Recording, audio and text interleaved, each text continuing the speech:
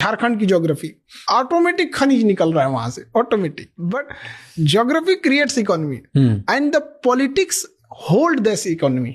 अगर आपका पॉलिटिक्स वहां पे राजनीति खराब है ना, तो इकोनॉमी बर्बाद हो जाएगी। झारखंड, उसकी ज्योग्राफी उसको पैसा दे रही है, बट पॉलिटिक्स वहां पे उतना सस्टेन नहीं कर पाई। झारखंड संसाधनों से भरा हुआ राज्य है, लेकिन क्या सच में इसका फायदा लोगों तक पहुंच रहा है? कई लोग कहते हैं यहाँ खनिज तो हैं, लेकिन सिस्टम मजबूत नहीं। हमारा इरादा यही है, सिस्टम को बदल के रख देना। इसी बीच एक नाम तेजी से सामने आ रहा है, उसका नाम है जयराम महतो। अंगूठा छाप समझे क्या? अच्छा, सारा सेक्शन का गुर्दा गुर्दा पुर्जा खोल के रख देंगे। ये किसको धमकी दे रहे छात्र पढ़े? जो इन मुद्दों पर खुलकर बातें कर रहे हैं, बेरोजगारी, सिस्टम और ग्राउंड रियलिटी। लेकिन अब सवाल ये है, क्या ये सिर्फ आवाज है या फिर बदलाव की शुरुआत? आज की वीडियो में पूरी सच्चाई बताऊंगा, वो भी प्रूफ के साथ। जय हिंद दोस्तों। झारखंड भारत के पूर्वी हिस्से में एक राज्य जहां खनिजों की कोई कमी नहीं, कोयला, लोहा, अभ्रक धातुओं से भरा हुआ है। लेकिन आज झारखंड निचले स्तर पर आ चुका है। लेकिन मैक्सिमम जो लोग हैं इस राज्य को लूटने के उद्देश्य से ही आए हैं। उनकी नजर है यहाँ के खनिज संपदा पर, खासकर कोयलांचल एकदम कोयला से ये लोग लबरेज है। और आपको ताज्जुब की बात बताना चाहेंगे, समय मिले तो यही पार कीजिए बागमारा। सुनने में मिला है कि यहाँ का बड़ा बाबू लोग माइंस चला रहा है, कमीशन नहीं ले रहा है। पहले कमीशन लेता था कि जय को हाईबा पार होगा हम 1000 लेंगे, मेरा थनम पार होगा हम 1000 लेंगे, 500 लेंगे।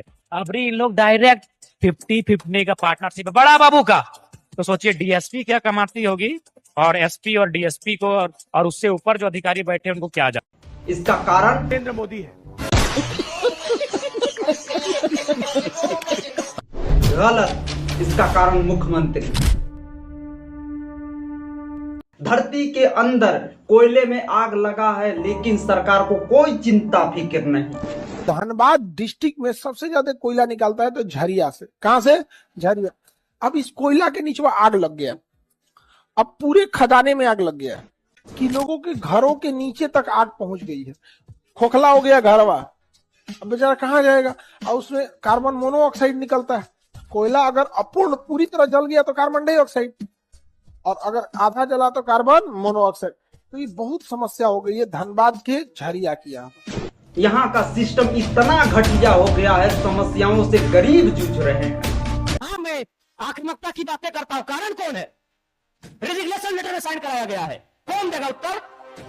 भारत देश में 4 स्तंभ है कहने को। इसी ग्राउंड रियलिटी के बीच टाइगर जयराम महतो सामने आते हैं, एक ऐसा चेहरा जो खुद को आम आदमी की आवाज बताता है। नेता तो बहुत देखे होंगे, लेकिन क्या कोई बेटा बनकर खड़ा हुआ है? हाँ।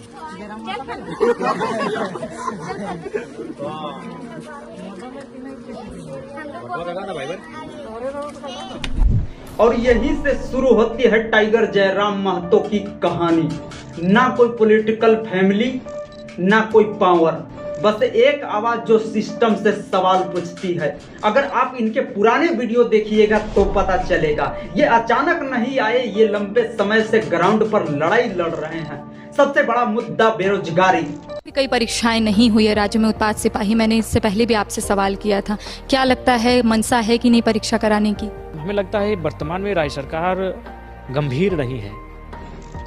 झारखंड में लाखों युवा नौकरी की तलाश में भटक रहे हैं। कई सालों से बहालियां नहीं है, परीक्षाएं नियमित नहीं ली जा रही हैं। एग्जाम होते हैं लेकिन रिजल्ट इतनी देरी, वैकेंसी निकलती है लेकिन भर्ती अटक जाती है। टाइगर जयराम महतो इस मुद्दे पर बार बार सवाल उठाते हैं। वो पूछते हैं, युवाओं का भविष्य कौन बनाएगा?